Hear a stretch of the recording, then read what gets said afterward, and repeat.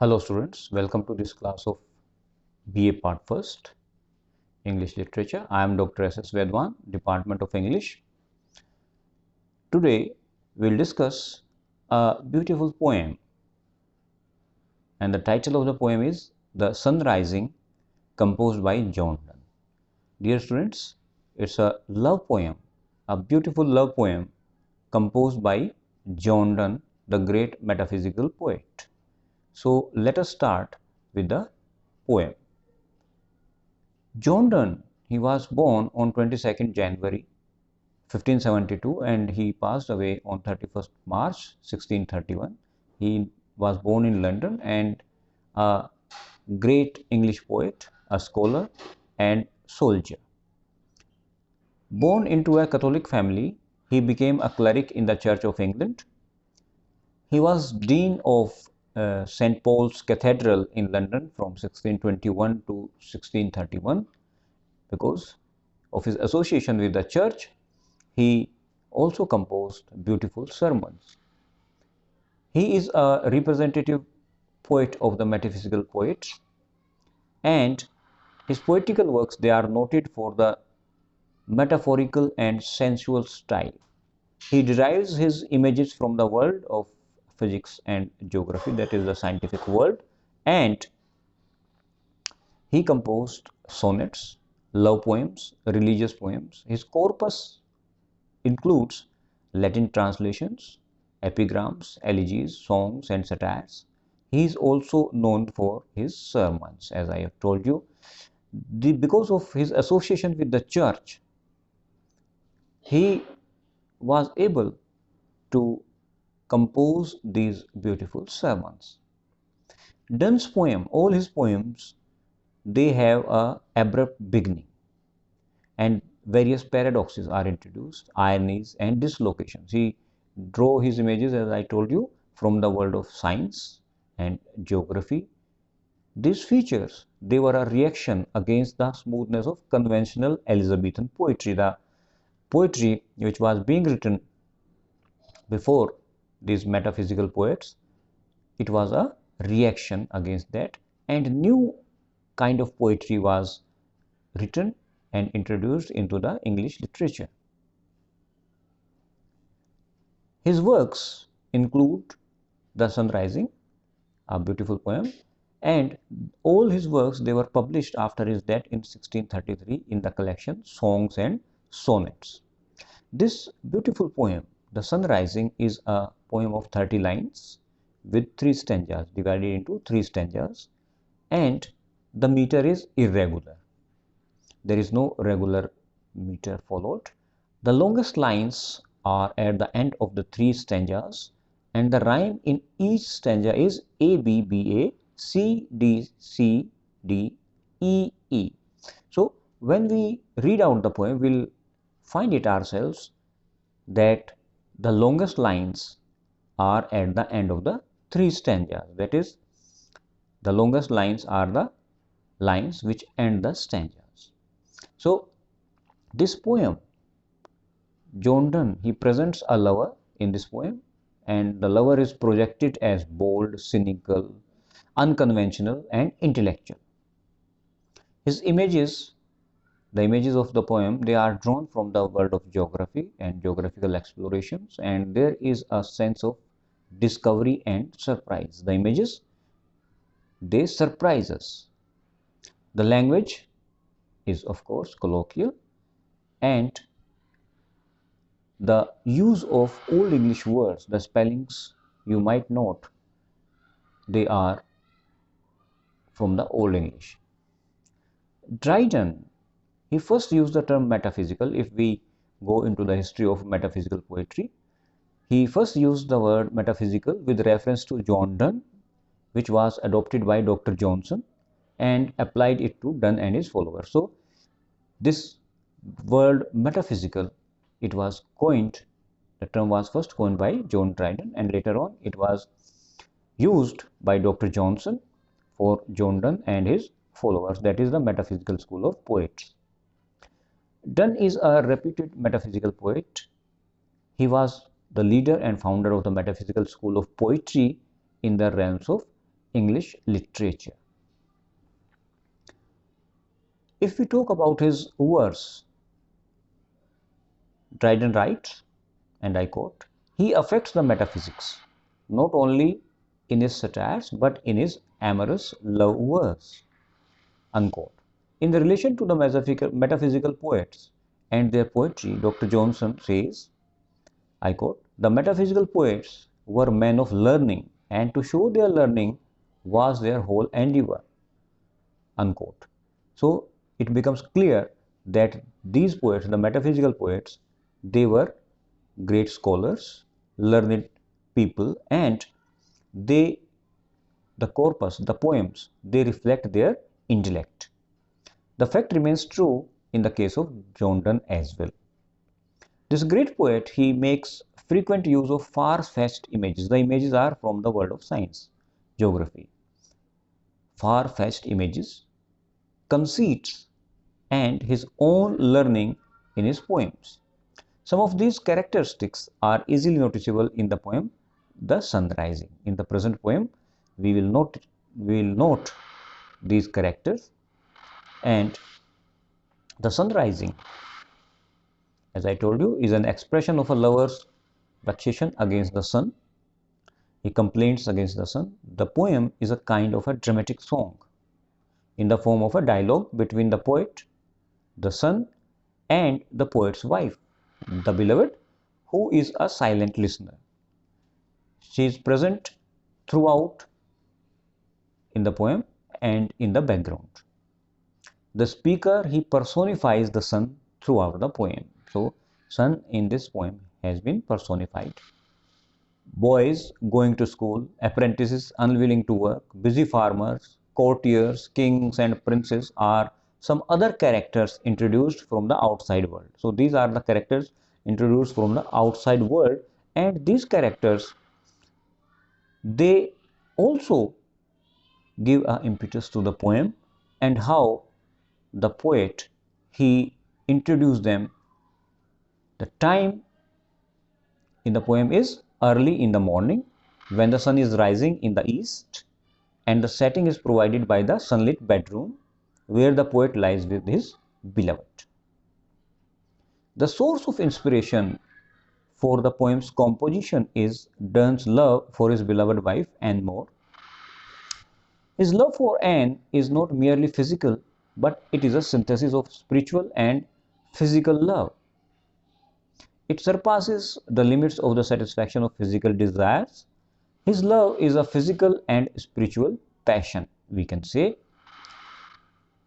The poem Sun Rising is basically a love poem in which the poet rebukes the sun. He chides the sun for peeping into the bedroom of the lovers. The poet presents love as a microcosm of the universe, we can say. Donne goes on to do little its strength, the sun's strength, and finally to have pity on it for its old age. He says, he calls the sun busy old fool in the very opening of the poem, and saucy pedantic wretch. He calls him old. He challenged the sun, the poet, challenged the sun and warns that he has the power to eclipse and cloud his luster with a wink. He says, I can eclipse you with a wink, but he does not want to do it because he cannot endure to lose the sight of his sweetheart even for a moment. He says, I will not lose the sight of my sweetheart even for a single moment, even for a wink. Otherwise, I would have eclipsed you with a wink. The idea of the entire world contracting into the space of a single room where lovers are confined is not novel. It is not new. But the logical argument that this will ease the old sun's task is new. The poet makes lovely use of metaphysical conceit in the last two stanzas of the poem. For example, the beloved is supposed to be combining in herself all the fragrance, sweetness, and gold of East and of India. These are the far-fetched images The poet writes, and I quote from the poem, "Look, and tomorrow, late, tell me whether the Indias of spice and mine be where thou left'st them, or lie here with me." The poet says that the eyes of his beloved have the power which can dazzle the luster of the sun rays. His wife is the essence of all that is good and supreme in this world. He considered himself a supreme king, and his beloved as kingdom, a kingdom containing the entire glory of this world. I quote from the poem the lines, "She is all states and all princes." So he wants, he describes the beloved as all states, his great possession, his great treasure. The poet says that his bedroom is the real world contracted within the four walls. Donne chides the sun. If we look at the beginning of the poem starts with, "Busy old fool, unruly sun, why dost thou thus?" So, in a way, Donne chides the sun in a very bold language and says that his activities will have no effect on lovers. Why are you here, shining on us, disturbing us? He shows the supremacy of love which transcends both time and space. The poet writes, and I quote, "Love, all alike, no season knows nor clime." Love, he says, doesn't know any season nor any clime. It is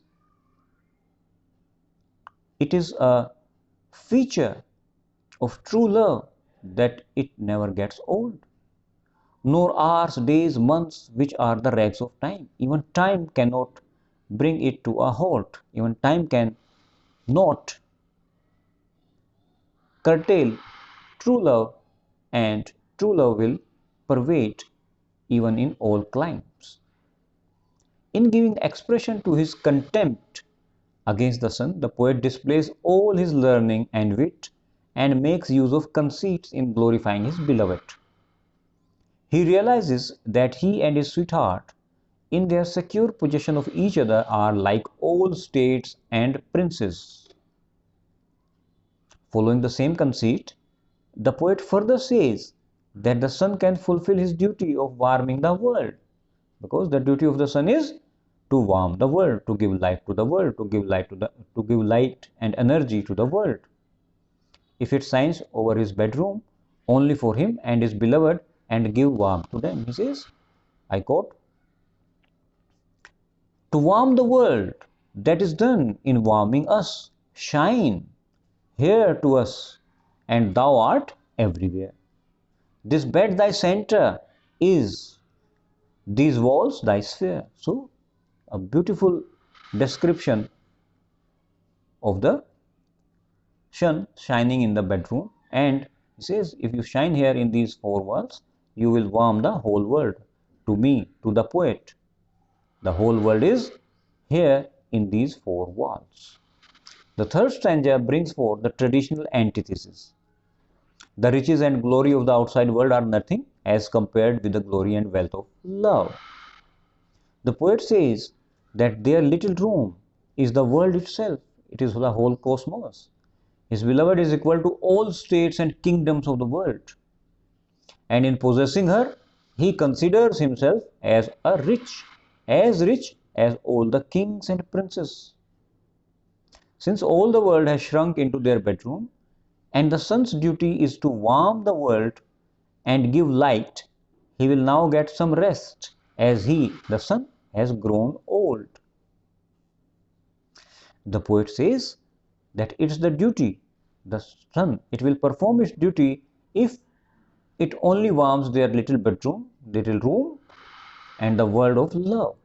The poet beautifully turns the lover's chamber to a microcosm of the whole world and requests the sun, I quote, "to shine here with us, and thou art everywhere." If you shine in this bedroom, you will shine everywhere. This bed thy center is, these walls thy sphere. The poem Sun Rising is characteristics of Donne's abrupt manner. I told you in the very beginning that all his poems, they open abruptly. They have an abrupt beginning. Here also the convention is broken. Traditionally, the sun has been glorified as God. But to Donne, he is a busy old fool. Son, he doesn't celebrate God, he calls him busy old fool. This is a love poem. The poet tells the sun that brightness of his beloved's eye can blind the sun's own eyes.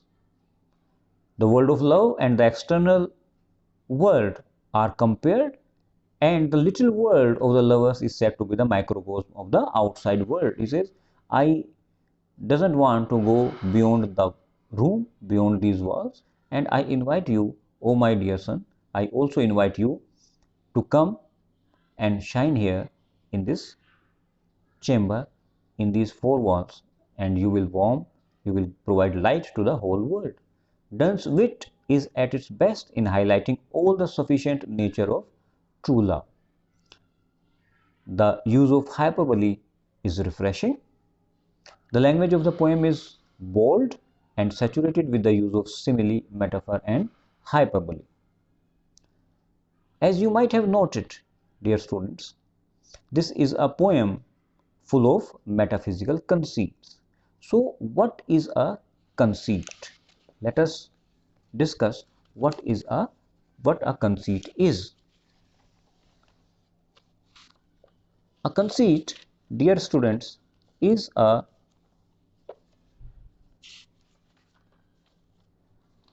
it's a comparison. It is a there are hyperbole. Hyperbole, it's a figure of speech indicating exaggeration. It means a bold overstatement, a overtalk, we can say. The poet in this particular poem, he has exaggerated upon, and he uses the far-fetched images from the world of science, from the world of geography. I hope you have understood the poem. We'll take up another poem in the next video. Thank you very much.